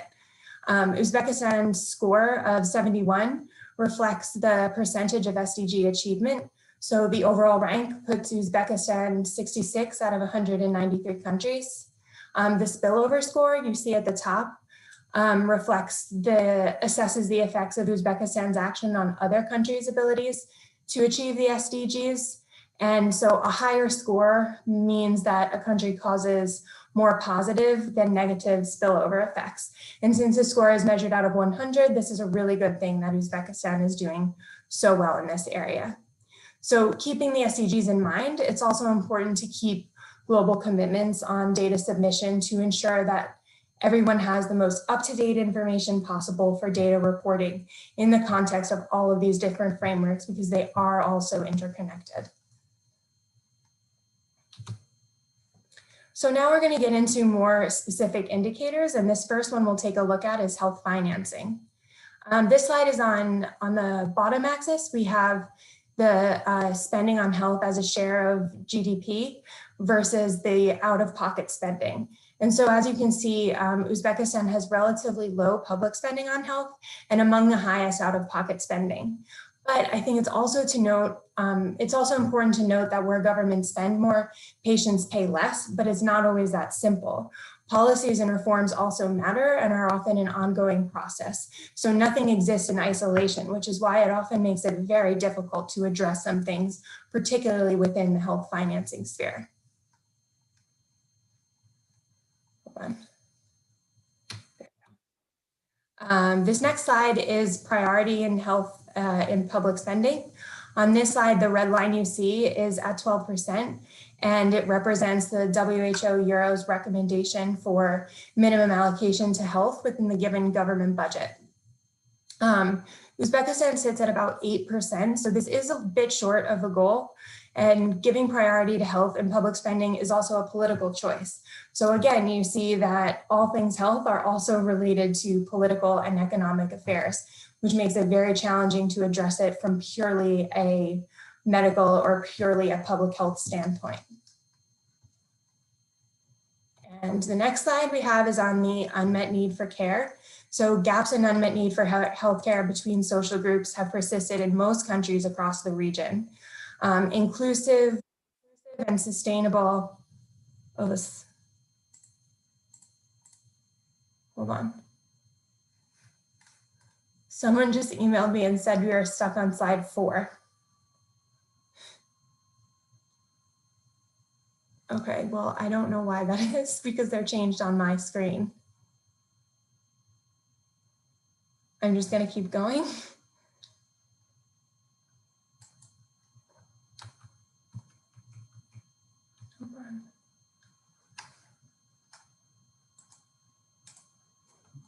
Hold on. Fine, you have 2 more minutes, please. But someone said my slides are not changing. Fania, we can see your email as well on the screen. Oh my gosh. Presentation slides. I have no idea what's going on. Were my slides stuck, or was that not related to me? No, they are stopped to demonstrate. Please, can you reshare it? Yeah, but why?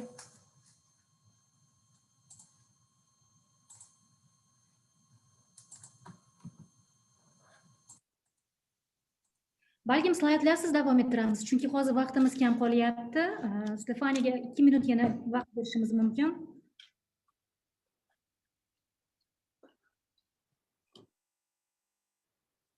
Okay. Sure, this is really odd. Can you see the slide? Sorry, I'm like very shaken up now.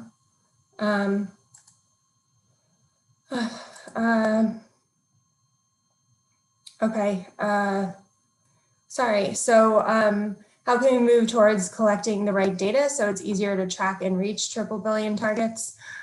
We can implement certain steps during phases of the data pipeline and national statistics. One thing we know is the commitment to leaving no one behind. It cuts across all of the SDGs, the triple billion targets, and the APW. And data must be disaggregated to leave no one behind. So most common disaggregations are by sex, age, income, wealth, and education, but also things like disability and race and ethnicity, urban or rural location, citizenship, and indigenous status are also important. And this is a data set we don't have, and unfortunately is the one that would really enable us to leave no one behind. So this slide shows how we can further improve some data quality.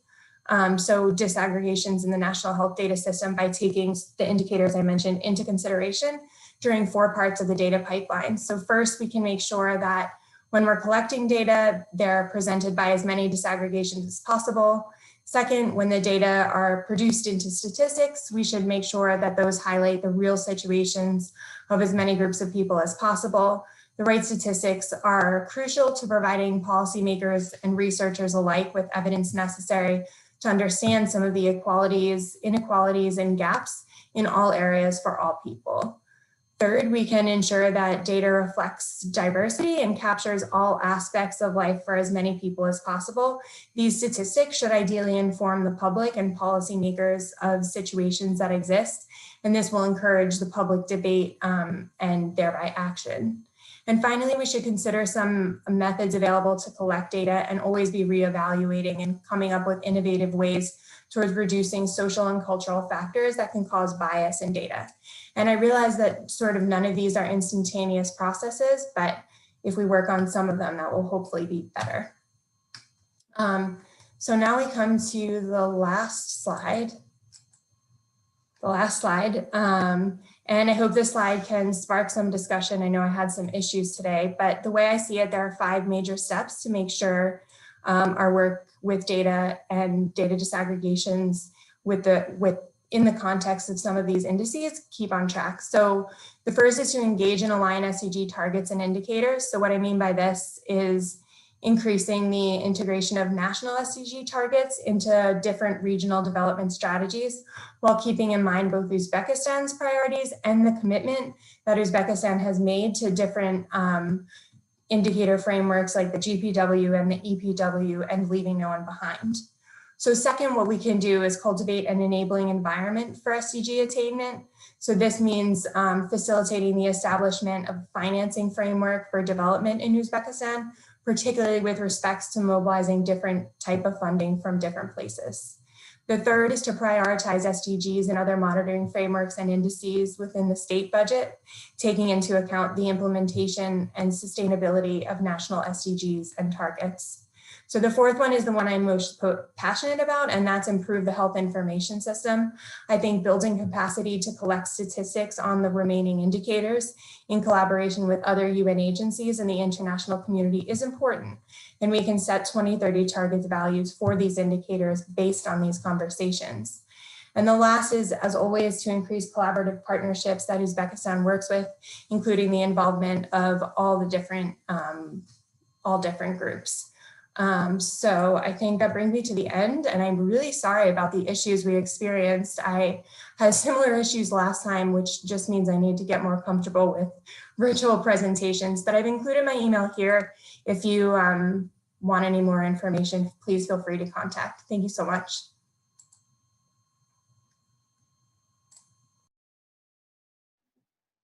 Stefania xonim, siz ertalabdan barvaqt bo'lishga qaramasdan forumda ishtirok etayotganingiz uchun sizga ham rahmat. Texnik nosozliklar har doim bo'lib turadi, biz bunga e'tibor qilmaymiz.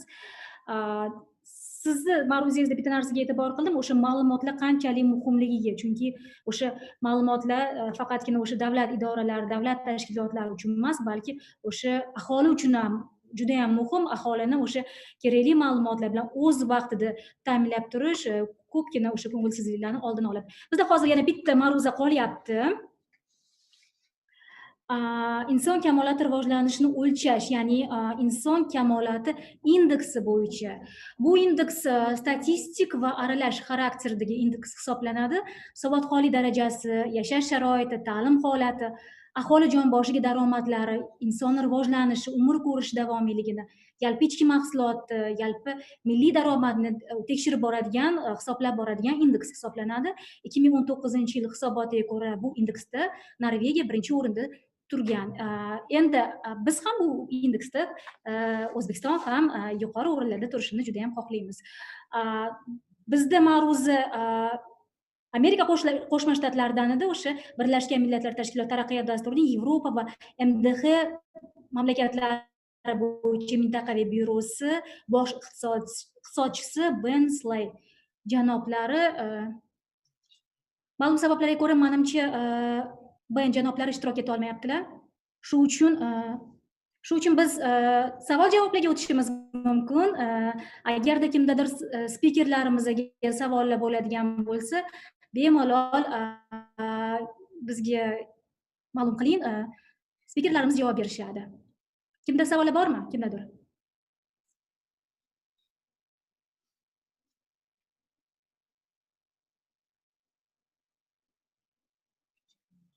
Fikr mulohazalar bo'lsa ham, marhamat. Комментарий можно небольшой? Да, конечно, пожалуйста. Добрый день. Себя, пожалуйста. Спасибо за организацию такого семинара международного уровня.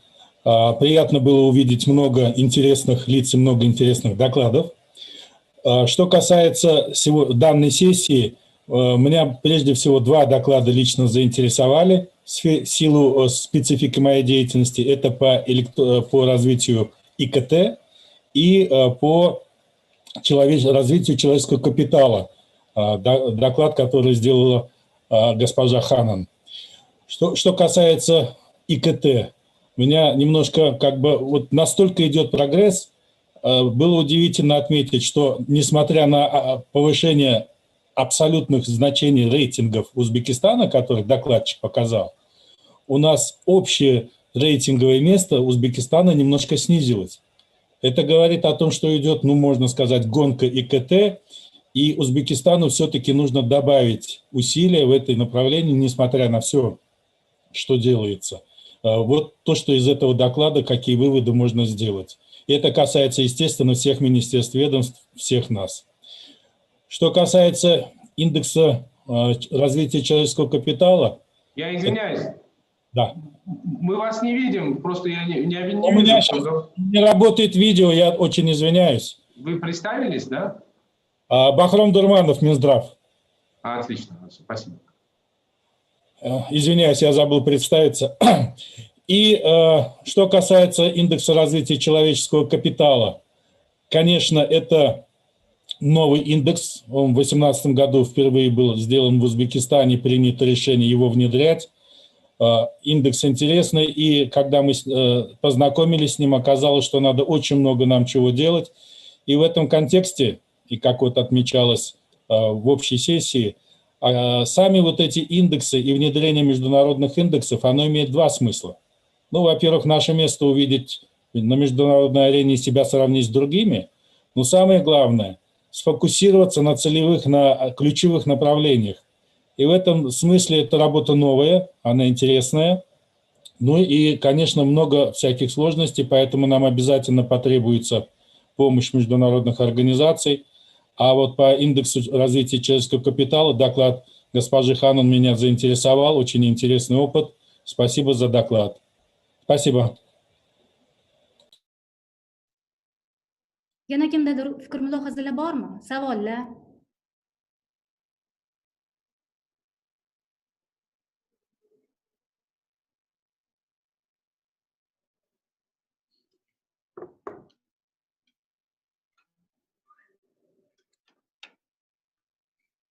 Menimcha fikr mulohazalar yo'q shekilli, savollar ham savollar so'rashmayapti.